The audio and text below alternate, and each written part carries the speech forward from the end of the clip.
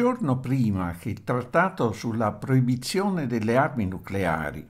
venisse aperto alla firma alle Nazioni Unite,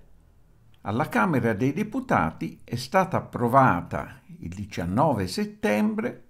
a grande maggioranza, 296 contro 72 e 56 astenuti,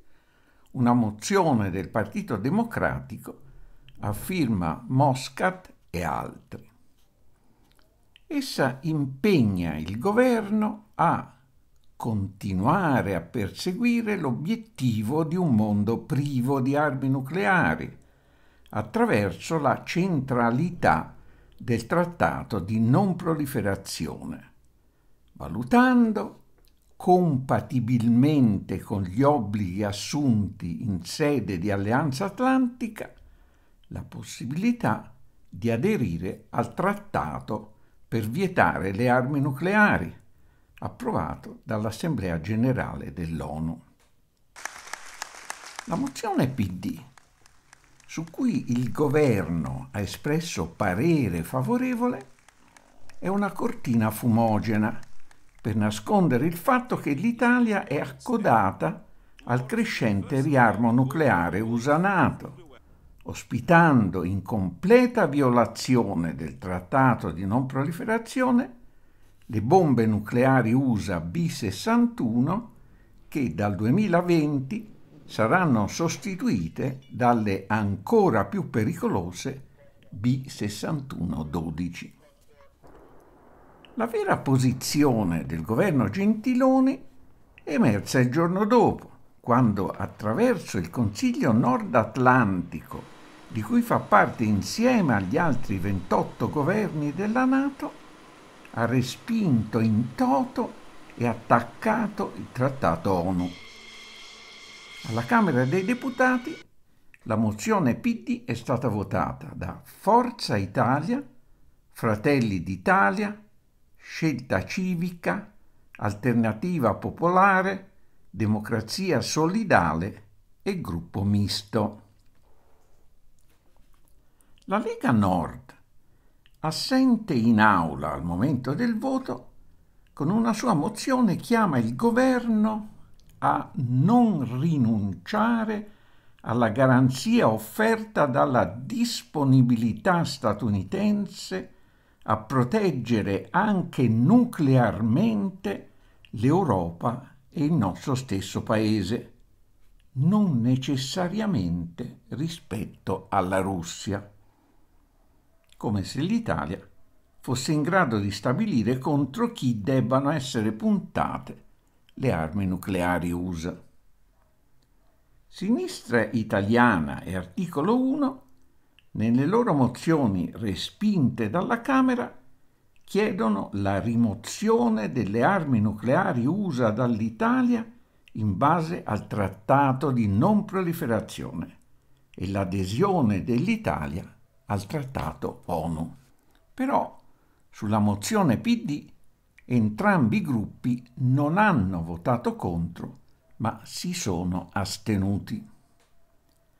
Ha invece espresso voto contrario il Movimento 5 Stelle. Nella sua mozione, anch'essa respinta, esso non chiede però al governo né la rimozione delle armi nucleari USA dall'Italia in base al Trattato di non proliferazione, né l'adesione dell'Italia al Trattato ONU, ma di relazionare al Parlamento sulla presenza in Italia di armi nucleari, non facendosi più paravento di un vincolo atlantico alla riservatezza inesistente per i cittadini e i parlamentari USA, e di dichiarare l'indisponibilità dell'Italia ad utilizzare armi nucleari, a non acquisire le componenti necessarie per rendere gli aerei F-35 idonei al trasporto di armi nucleari. La mozione del Movimento 5 Stelle rispecchia la posizione espressa dall'aspirante premier Luigi Di Maio, che non vogliamo uscire dalla NATO, come ha dichiarato lo scorso aprile in una conferenza negli USA, che, come ha dichiarato in una intervista lo scorso giugno, vogliamo restare nella NATO, ma vogliamo parlamentarizzare gran parte delle scelte. Sabato scorso Giulietto Chesara a Monserrato per un convegno promosso dal Movimento 5 Stelle e lancia un appello a voi per una grande coalizione. Lei potrebbe essere candidato premier, uscita dalla NATO e una nuova politica di rapporti nei confronti della Russia. Lei che posizione ha su questi argomenti? Che sulla NATO noi vogliamo restare nella NATO, ma vogliamo parlamentarizzare gran parte delle scelte. Illusione, o peggio. Nel Consiglio Nord Atlantico stabiliscono le norme NATO, non vi è votazione né decisione a maggioranza, ma le decisioni vengono prese all'unanimità e di comune accordo, ossia d'accordo con gli Stati Uniti, cui spettano per diritto la carica di comandante supremo alleato in Europa e gli altri comandi chiave, compreso quello del gruppo di pianificazione nucleare della NATO. Promettere che gli F-35, aerei concepiti per l'attacco nucleare, soprattutto con le B-61-12, possano essere usati dall'Italia con una sorta di sicura che impedisca l'uso di armi nucleari,